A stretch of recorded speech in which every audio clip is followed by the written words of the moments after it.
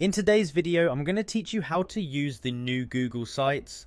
Google Sites is an excellent platform for creating simple websites, whether you're starting a personal blog, setting up a business webpage, or just designing something for fun. It's user-friendly, free, and integrates seamlessly with other Google services. Let's jump right in.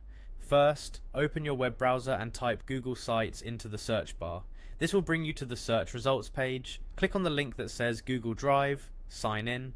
This step will take you to the Google Drive interface where you can easily access Google Sites as part of Google Workspace. Once you're signed into Google Drive, you'll need to start a new project. To do this, select Blank Site.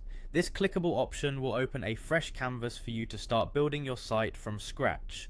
A blank site gives you the ultimate flexibility. You can fully customize it to suit your needs and the vision without any pre-existing templates cluttering your creativity. Now that you have your blank site ready, it's time for some fun. Editing. Google Sites makes editing straightforward and engaging. You'll see a range of options on the sidebars to add or adjust elements such as text boxes, images, or embedded content like videos and maps.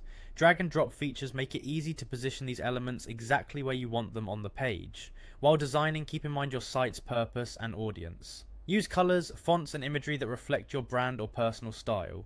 You can add pages to organize your content better and switch between the pages using the navigation menu on the top. This function is perfect if you're creating a multi-page site. Once you're satisfied with how your site looks and functions, it's time to publish it. Find the Publish button located at the top right corner of your site editor.